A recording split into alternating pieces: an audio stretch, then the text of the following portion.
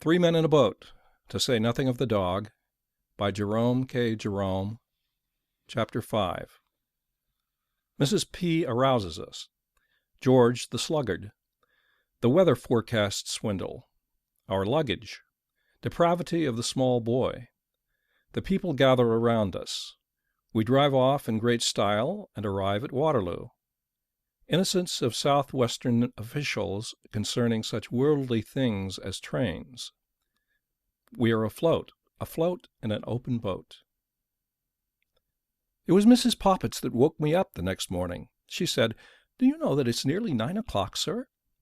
"9 what?" I cried, starting up. "9 o'clock," she replied to the keyhole. "I thought you was oversleeping yourselves." I woke Harris and told him. He said, "I thought you wanted to get up at 6. "So I did," I answered. "Why didn't you wake me?" "How could I wake you when you didn't wake me?" he retorted. "Now we shan't get on the water till after 12. I wonder you take the trouble to get up at all." I replied, "Lucky for you that I do. If I hadn't woke you, you'd have lain there for the whole fortnight." We snarled at each other in this strain for the next few minutes, when we were interrupted by a defiant snore from George. It reminded us, for the first time since our being called, of his existence. There he lay, the man who had wanted to know what time he should wake us, on his back, with his mouth wide open and his knees stuck up. I don't know why it should be, I am sure, but the sight of another man asleep in bed when I am up maddens me. It seems so shocking to see the precious hours of a man's life, the priceless moments that will never come back to him again, being wasted in mere brutish sleep. There was George, throwing away in hideous sloth the inestimable gift of time, his valuable life, every second of which he would have to account for hereafter, passing away from him unused. He might have been up stuffing himself with eggs and bacon, irritating the dog, or flirting with the slavey, instead of sprawling there, sunk in soul-clogging oblivion. It was a terrible thought. Harris and I appeared to be struck by it at the same instant. We determined to save him, and in this noble resolve our own dispute was forgotten. We flew across and slung the clothes off him, and Harris landed him one with a slipper, and I shouted in his ear, and he awoke. "What's the matter?" he observed, sitting up. "Get up, you fat-headed chunk," roared Harris. "It's 9:45. "What?" he shrieked, jumping out of bed into the bath. "Who the thunder put this thing here?" We told him he must have been a fool not to see the bath. We finished dressing, and when it came to the extras, we remembered that we had packed the toothbrushes and the brush and the comb. That toothbrush of mine will be the death of me, I know. And we had to go downstairs and fish them out of the bag. And when we'd done that, George wanted the shaving tackle. We told him that he would have to go without shaving that morning, as we weren't going to unpack that bag again for him, nor for anyone like him. He said, "Don't be absurd. How can I go into the city like this?" It was certainly rather rough on the city, but what cared we for human suffering? As Harris said in his common, vulgar way, the city would have to lump it. We went downstairs to breakfast. Montmorency had invited 2 other dogs to come and see him off, and they were whiling away the time by fighting on the doorstep. We calmed them with an umbrella and sat down to chops and cold beef. Harris said, "The great thing is to make a good breakfast," and he started with a couple of chops, saying that he would take these while they were hot, as the beef could wait. George got hold of the paper and read us out the boating fatalities and the weather forecast, which latter prophesied rain, cold, wet to fine. Whatever more than usually ghastly thing in weather that may be. Occasional local thunderstorms, east wind, with general depression over the Midland counties, London and Channel. Bar falling. I do think of all the silly, irritating tomfoolishness by which we are plagued, this weather forecast fraud is about the most aggravating. It forecasts precisely what happened yesterday or the day before, and precisely the opposite of what is going to happen today. I remember a holiday of mine being completely ruined one late autumn by our paying attention to the weather report of the local newspaper. Heavy showers with thunderstorms may be expected today, it would say on Monday. And so we would give up our picnic and stop indoors all day, waiting for the rain. And people would pass the house going off in wagonettes and coaches as jolly and merry as could be, the sun shining out and not a cloud to be seen. "Ah," we said as we stood looking at them through the window, "won't they come home soaked?" And we chuckled to think how wet they were going to get, and came back and stirred the fire and got our books and arranged our specimens of seaweed and cockle shells. By 12 o'clock, with the sun pouring into the room, the heat became quite oppressive, and we wondered when those heavy showers and occasional thunderstorms were going to begin. "Ah, they'll come in the afternoon, you'll find," we said to each other. "Oh, won't those people get wet? What a lark!" At 1 o'clock, the landlady would come in to ask us if we weren't going out. It seemed such a lovely day. "No, no," we replied with a knowing chuckle. "Not we. We don't mean to get wet. No, no." And when the afternoon was nearly gone, and still there was no sign of rain, we tried to cheer ourselves up with the idea that it would come down all at once, just as the people had started for home, and were out of the reach of any shelter, and that they would thus get more drenched than ever. But not a drop ever fell, and it finished a grand day and a lovely night after it. The next morning we would read that it was going to be a warm, fine-to-set-fair day, much heat, and we would dress ourselves in flimsy things and go out, and half an hour after we had started it would commence to rain hard, and a bitterly cold wind would spring up, and both would keep on steadily for the whole day, and we would come home with colds and rheumatism all over us and go to bed. The weather is a thing that is beyond me altogether. I never can understand it. The barometer is useless. It is as misleading as the newspaper forecast. There was one hanging up in a hotel at Oxford at which I was staying last spring, and when I got there it was pointing to set fair. It was simply pouring with rain outside, and had been all day, and I couldn't quite make matters out. I tapped the barometer, and it jumped and pointed to very dry.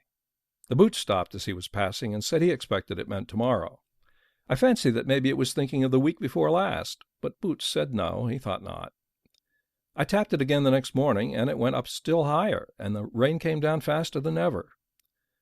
On Wednesday I went and hit it again, and the pointer went round towards set fair, very dry, and much heat, until it was stopped by the peg and couldn't go any further. It tried its best, but the instrument was built so it couldn't prophesy fine weather any harder than it did without breaking itself. It evidently wanted to go on and prognosticate drought and water famine and sunstroke and simoons and such things, but the peg prevented it, and it had to be content with pointing to the mere commonplace, very dry. Meanwhile, the rain came down in a steady torrent, and the lower part of the town was under water owing to the river having overflowed.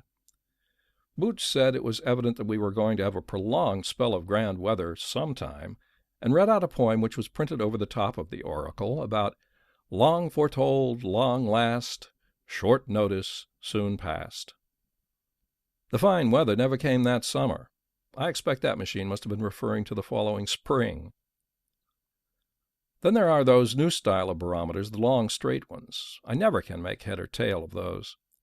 There is one side for 10 a.m. yesterday and one side for 10 a.m. today, but you can't always get there as early as 10, you know. It rises or falls for rain and fine, with much or less wind, and one end is NLY and the other is ELY. What's ELY got to do with it? And if you tap it, it doesn't tell you anything. And you've got to correct it to sea level and reduce it to Fahrenheit, and even then I don't know the answer. But who wants to be foretold the weather? It's bad enough when it comes, without our having the misery of knowing about it beforehand. The prophet we like is the old man who, on the particularly gloomy-looking morning of some day when we particularly want it to be fine, looks around the horizon with a particularly knowing eye and says, "Oh, no, sir, I think it will clear up all right. It will break all right enough, sir." "Ah, he knows," we say, as we wish him good morning and start off. "Wonderful how those old fellows can tell." And we feel an affection for that man which is not at all lessened by the circumstances of its not clearing up, but continuing to rain steadily all day. Ah, well, we feel, he did his best. For the man that prophesies us bad weather, on the contrary, we entertain only bitter and revengeful thoughts. "Going to clear up, do you think?" we shout cheerily as we pass. "Well, no, sir, I'm afraid it's settled down for the day," he replies, shaking his head. "Stupid old fool," we mutter. "What's he know about it?" And if his portent proves correct, we come back feeling still more angry against him, and with a vague notion that somehow or other he has had something to do with it. It was too bright and sunny on this especial morning for George's blood-curdling readings about bar falling, atmospheric disturbance passing in an oblique line over southern Europe, and pressure increasing to very much upset us. And so, finding that he could not make us wretched and was only wasting his time, he sneaked the cigarette that I had carefully rolled up for myself and went. Then Harris and I, having finished up the few things left on the table, carted out our luggage onto the doorstep and waited for a cab. There seemed a good deal of luggage when we put it all together. There was the Gladstone and the small handbag and the 2 hampers, and a large roll of rugs, and some 4 or 5 overcoats and mackintoshes, and a few umbrellas. And then there was a melon by itself in a bag, because it was too bulky to go in anywhere, and a couple of pounds of grapes in another bag, and a Japanese paper umbrella, and a frying pan, which being too long to pack, he had wrapped round with brown paper. It did look a lot, and Harris and I began to feel rather ashamed of it, though why we should be I can't see. No cab came by, but the street boys did, and got interested in the show apparently, and stopped. Biggs's boy was the first to come around. Biggs is our greengrocer, and his chief talent lies in securing the services of the most abandoned and unprincipled errand boys that civilization has as yet produced. If anything more than usually villainous in the boy line crops up in our neighborhood, we know that it is Biggs's latest. I was told that at the time of the great Coram Street murder, it was promptly concluded by our street that Biggs's boy, for that period, was at the bottom of it, and had he not been able, in reply to the severe cross-examination to which he was subjected by number 19, when he called there for orders the morning after the crime, assisted by number 21, who happened to be on the step at the time, to prove a complete alibi, it would have gone hard with him. I didn't know Biggs's boy at that time, but from what I have seen of him since, I should not have attached much importance to that alibi myself. Biggs's boy, as I have said, came round the corner. He was evidently in a great hurry when he first dawned upon the vision, but on catching sight of Harris and me and Montmorency and the things, he eased up and stared. Harris and I frowned at him. This might have wounded a more sensitive nature, but Biggs's boys are not as a rule touchy. He came to a dead stop a yard from our step, and leaning up against the railings and selecting a straw to chew, fixed us with his eye. He evidently meant to see this thing out. In another moment the grocer's boy passed on the opposite side of the street. Biggs's boy hailed him. "Hi, ground floor at 42's a-movin'." The grocer's boy came across and took up a position on the other side of the step. Then the young gentleman from the boot shop stopped and joined Biggs's boy, while an empty can superintendent from the Blue Posts took up an independent position on the curb. "They ain't going to starve, are they?" said the gentleman from the boot shop. "You'd want to take a thing or two with you," retorted the Blue Post, "if you was a-going to cross the Atlantic in a small boat." "They ain't a-going to cross the Atlantic," stuck in Biggs's boy. "They're a-going to find Stanley." By this time quite a small crowd had collected, and people were asking each other what was the matter. One party, the young and giddy portion of the crowd, held that it was a wedding, and pointed out Harris as the bridegroom, while the elder and more thoughtful among the populace inclined to the idea that it was a funeral, and that I was probably the corpse's brother. At last an empty cab turned up. It is a street where, as a rule, and where they are not wanted, empty cabs pass at the rate of 3 a minute, and hang about and get in your way.